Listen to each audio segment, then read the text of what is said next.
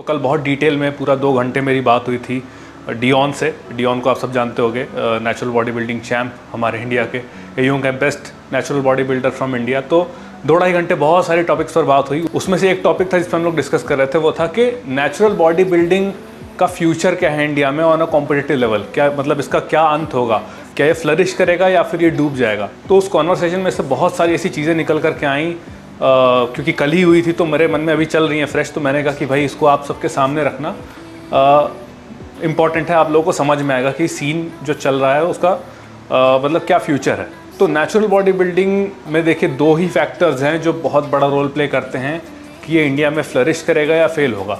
और ये 2 फैक्टर्स हैं। पहला फैक्टर है फेयर फाइट, दूसरा फैक्टर है प्रॉफिटेबिलिटी।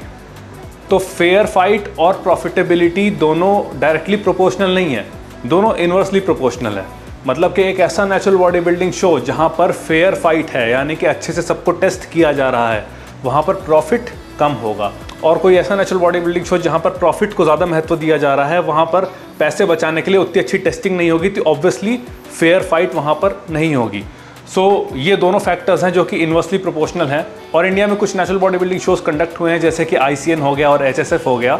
और वहाँ पर हमने देखा HSF का, तो हमने देखा कि वो कैसे लॉस में जाकर के बंद हो गया। उसका रीज़न ये है क्योंकि ये जो रेशियो है आपका प्रॉफिटेबिलिटी का और फेयर फाइट का, इसको बैलेंस करना बहुत बहुत मुश्किल काम है।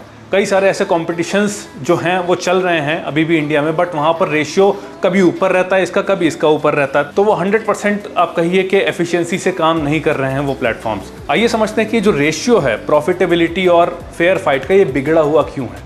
देखिए, सबसे पहली बात हम आ जाते हैं, सबसे बड़ा फैक्टर कंसिडर कर लेते हैं नेचुरल बॉडी बिल्डिंग शोज़ में। जो सबसे बड़ा एक्सपेंस होता है, जो कि बाकी जो इनहैंस्ड नॉन टेस्टेड कॉम्पिटिशन्स होते हैं वहाँ पर नहीं होता, वो होता है ड्रग टेस्टिंग। क्योंकि यहाँ पर ड्रग टेस्टिंग एक बहुत बड़ा फैक्टर है। और ड्रग टेस्टिंग ऐसा नहीं कि 5,000-7,000 में हो जा रहा है एथलीट का। ड्रग टेस्टिंग में अगर बल्क में आप साइन करते हो किसी लैब को या किसी फॉरेंसिक बॉडी को आप साइन करते हो, तो वो बल्क में भी पर एथलीट आपसे 40,000 to 50,000 रुपीज़ चार्ज करते हैं। अब आप ही बताओ, ऐसा कंपटीशन जहां पर रजिस्ट्रेशन चार्जेस एथलीट्स के 7-8 हज़ार, 10 हज़ार, एट मैक्स 15 से 16 हज़ार रुपये हों, वहां पर आप कैसे हर एक एथलीट को टेस्ट कर दोगे 50,000 रुपये की कॉस्टिंग पर? तो वो पॉसिबल नहीं है। इसके लिए कॉम्पिटिशन्स को क्या करना पड़ता है, कॉम्पिटिशन्स को गिने चुने लोग शॉर्टलिस्ट करने पड़ते हैं कि भाई ये हमको डाउटफुल लग रहा है, ये डाउटफुल लग रहा है, ये डाउटफुल लग रहा है, तो इनको टेस्ट करते हैं। उससे क्या होता है, वो अपने फाइनेंसेस में खुद को तो सर्वाइव कर ले जाते हैं, लेकिन जो फेयर फाइट है वो उतना नहीं रह जाता। कई बार जो बिग प्लेयर्स हैं, जो बड़े साइज में हैं, वो भी मिस हो जाते हैं कॉम्पिटिशन से। और अगर मिस भी नहीं होते हैं, कई सारे तो इन्फ्लुएंसर्स होते हैं जो सिर्फ स्टेज पर चढ़ने के लिए आते हैं कि वो एवरेज साइज ही लेकर के आएंगे रॉइड यूज़ करके, लेकिन जब उनकी फोटो खिंच जाएगी और सोशल मीडिया पे डल जाएगी तो ये अपने आप प्रूव हो जाएगा कि ये नेचुरल बॉडी बिल्डिंग स्टेज पे चढ़े हैं तो भाई साहब नेचुरल हैं। तो कई सारे लोग इस मानसिकता से आते हैं, बट आपको समझना पड़ेगा it is not possible in a natural body building show to test each and everybody. अगर ऐसा हो रहा है तो उसके लिए आपको फीस चार्ज करनी पड़ेगी 50,000 रुपये पर एथलीट, जो कि आपको पता है वी लिव इन इंडिया, हम जिस सोसाइटी में रहते हैं वहाँ सबसे बड़ा फैक्टर होता है पैसा, और पैसा ही डिफरेंशिएटिंग फैक्टर होता है। तो इतना पैसा कहाँ से आएगा एथलीट्स के पास? ना तो है ना कोई देगा, देंगे तो गिने चुने देंगे। फिर अगेन जब गिने चुने लोग कंपटीशन में आएंगे तो फिर से वो फेयर फाइट नहीं रह जाएगी, क्योंकि वी डोंट नो कौन नेचुरल बॉडी बिल्डर कहाँ से निकल करके आ रहा है और कौन नेचुरल बॉडी बिल्डर कितनी स्किल रखता है डिस्पाइट हिज फाइनेंशियल बैकग्राउंड। तो वो भी चीज़ सही नहीं होगी। अब ये तो कहानी होगी चलो कि फीस से किस तरीके से आप कॉम्पनसेट कर सकते हो अपने फाइनेंसेस जो हैं या शो को रन कर सकते हैं। लेकिन एक शो को रन करने के लिए सिर्फ और सिर्फ फीस, एथलीट से आने वाली फीस और विजिटर्स से आने वाली फीस काफ़ी नहीं है। उसके लिए चाहिए आपको तगड़े बड़े स्पॉन्सर्स। क्योंकि मान लो अगर एथलीट से कम पैसा चार्ज किया जा रहा है, एथलीट से फीस चार्ज नहीं की जा रही, विजिटर्स से उतनी फीस चार्ज नहीं करी जा रही, तो भी हो सकता है कि शो जो है वो चल जाए या शो टेस्टिंग अच्छे से कंडक्ट कर ले, अगर स्पॉन्सर्स उसके पास में अच्छे हों, स्पॉन्सर्स अच्छा खासा पैसा लगा रहे हों। लेकिन एक सोचने वाली बात यह है कि स्पॉन्सर कोई भी हो, वो किसी इवेंट में पैसा क्यों लगाता है? क्योंकि वो चाहता है कि उसको एक्सपोजर मिले। एक ऑनेस्टली अपने आप से सवाल पूछो कि क्या नेचुरल बॉडी बिल्डिंग को उतने लोग देखते हैं? क्या उसकी उतनी ज़्यादा व्यूअरशिप है कि उसको उतने बड़े स्पॉन्सर मिले जो उतना ज़्यादा पैसा उसमें लगाएं, 1 करोड़ 2 करोड़ रुपया लगाएं पर सीज़न? ना, उतनी फॉलोइंग नहीं है नेचुरल बॉडी बिल्डिंग की, उतने लोग उसको फॉलो नहीं करते। तो ब्रांड भी बहुत समझदार होता है, वो सोचता है कि यार मैं पैसा लगा रहा हूँ तो मुझको रिटर्न तो मिलना चाहिए, 1-2 करोड़ रुपए मैंने लगाए तो कुछ रिटर्न तो आना चाहिए। लेकिन उसको पता है कि रिटर्न नहीं आने वाला, तो ब्रांड पैसा नहीं लगाता।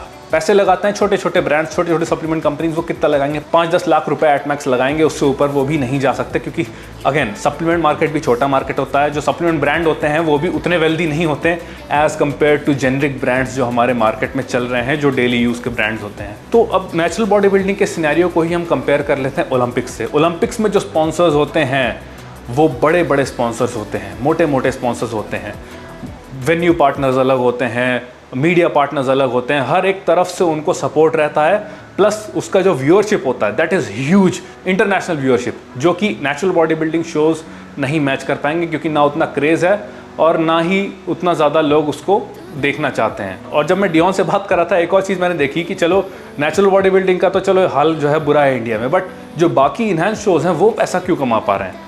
वो सिंपल सी बात है, देखो, क्योंकि नेचुरल बॉडी बिल्डिंग शो में सबसे बड़ा सिंक है आपकी ड्रग टेस्टिंग। ड्रग टेस्टिंग 15,000 रुपये आप एथलीट से ले रहे हो, 50,000 रुपये की टेस्टिंग करा रहे हो, तो लॉस मेकिंग प्रॉफिट है, या तो फेयर फाइट होगी या प्रॉफिट हो पाएगा।